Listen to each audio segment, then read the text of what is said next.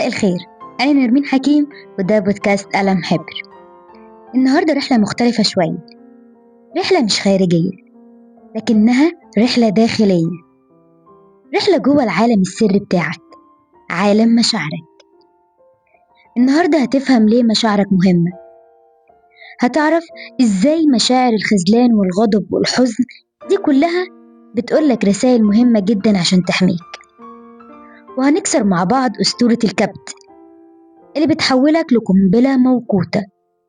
هتعرف إزاي تفك شفرة المشاعر اللي على هيئة تعب جسدي، وإزاي تمسك القلم وتكتب مشاعرك بدل ما تكبتها وتأثر عليك. يلا بينا وخليك معايا. ليه المشاعر مهمة؟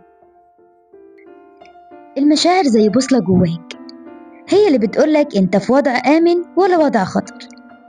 وهي مش بس بوصلة، ده نظام الإنذار بتاعك. الخوف بيقولك انت في خطر، الغضب بيقولك ان في حاجة ضايقتك وعدت حدودك، والحزن بيقولك انك خسرت حاجة مهمة وتحتاج وقت عشان تلم الجرح ده. حتى الخذلان رغم ألمه بيخليك تحط حدود في علاقاتك. طب ازاي مشاعرك بتأثر على قراراتك؟ في علوم الأعصاب أثبتت القرارات كلها، حتى القرارات المنطقية اللي انت بتاخدها بتكون مشحونة عاطفيا. يعني لو كنت فرحان قراراتك هتبقى عفوية أكتر، ولو قلقان بتبقى قراراتك متحفظة شوية. الفكرة هنا مش إنك تلغي المشاعر، لكن تديرها عشان قراراتك تبقى متوازنة. المشاعر مش عدوك، هي بس بمثابة دليل ليك. طب إزاي مشاعرك بتأثر على صحتك النفسية؟ في دراسات بتقول إن اللي بيكبتوا مشاعرهم هما أكتر ناس عرضة للقلق والضغط والأمراض الجسدية زي ارتفاع ضغط الدم. عشان كده المشاعر مش رفاهية، دي أساسية جدا زي الأكل والشرب. ليه لازم تدير مشاعرك بدل الكبت؟ تخيل معايا كده إنك معاك إزازة بيبسي وبتفضل ترج فيها، هيحصل إيه بعد كده؟ أكيد هتنفجر من غير أي فزلكة يعني. ده بالظبط بيحصل معاك لما بتكبت جواك. مشاعرك بتخليها تتراكم وتظهر بشكل أسود زي نوبات الغضب أو حتى أعراض جسدية زي الصداع وغيرها. طب إزاي تقدر تتحكم في المشاعر أو تديرها؟ الإدارة هنا معناها إنك تعترف بالشعور اللي انت حاسه بدل ما تحكم عليه، بدل ما تكبر الإحساس جواك وتفضل طول الوقت بتلوم نفسك. طب إيه الفرق بين المشاعر الأساسية والمشاعر المركبة؟ المشاعر الأساسية زي الفرح، الحزن، الخوف، الغضب، ودي مشاعر نظرية كل البشر بتعبر عنها بنفس الطريقة تقريبا. المشاعر المركبة زي الخذلان، ده مزيج بين الحزن والغضب وصدمة الثقة. الاكتئاب كمان ممكن يكون خليط بين الحزن متراكم وفقدان الأمل.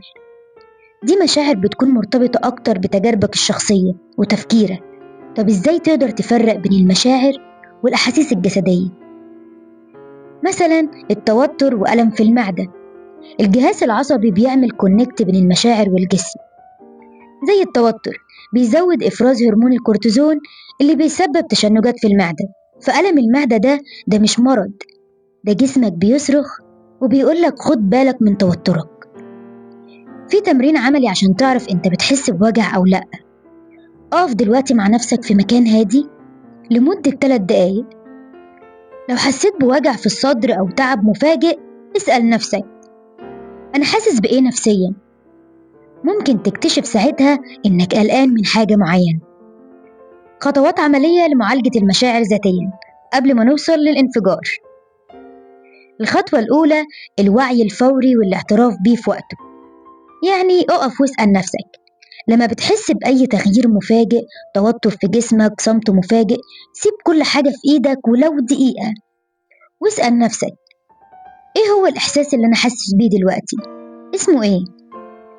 وما تحكمش على شعورك، يعني ما تقولش ده ضعف، لكن اسمه بحس بغضب، بحس بخذلان، بحس بقلق. الخطوة التانية التفريغ الآمن. دي طرق سريعة وآمنة إنك تخرج الشحنة الأولى للمشاعر قبل ما تتراكم. 1 الورقة والقلم وده أقوى علاج. اكتب بسرعة من غير ما تقف كل اللي في دماغك وبيدور في ذهنك. ما تهتمش بقى انت بتكتب ايه أو بتكتب صح أو غلط. الهدف من الكتابة هو تفريغ اللي جواك، وممكن بعد ما تخلص تقطع الورقة لو كنت عايز. التمرين ده بيحررك من تقل المشاعر اللي جواك. 2. التحدث لمستمع آمن. اتكلم مع صديق بتثق فيه، بس اطلب منه حاجة محددة. أنا مش بدور على حل دلوقتي، أنا بس عايزة أتكلم وأحس إن حد سمعني، والموضوع ده بيخفف العبء بسرعة. 3. الطريقة الجسدية. المشاعر بيتخزن في الجسم، ولو كنت غاضب روح لوحدك أوضتك واضرب المخدة بقوة. دي طريقة آمنة للتفريغ على فكرة. أو اخرج امشي بسرعة أو إنك تجري. حركة الجسم بتساعد في إنك تحرر الطاقة العاطفية المحبوسة جواك. الخطوة الثالثة التحليل الهادي. اسأل نفسك ليه حسيت بالإحساس ده؟ هل هو رد فعل لموقف معين؟ طب هو مرتبط بتجربة قديمة عشتها؟ حاول تحلل المشاعر اللي جواك بالراحة وبهدوء، وأكيد هتوصل لأجوبة تريحك وتهديك. الخطوة الرابعة إعادة التوجيه والرعاية الذاتية. الفرح زوده بإنك تعمل تمارين امتنان كل يوم، يعني تكتب 3 حاجات بتستمتع بيهم. الحزن اسمح لنفسك إنك تعيط، خرج كل اللي جواك، عيط براحتك، ما تقولش يقولوا عليا إيه، أنت شخص طبيعي، لأن طبيعي جدا إنك تخرج مشاعرك.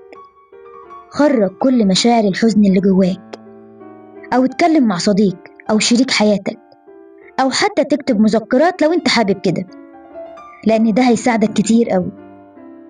الخذلان، حدد إيه هو أسباب الخذلان، واسأل نفسك هل كان في توقعات غير واقعية أنت حطيتها؟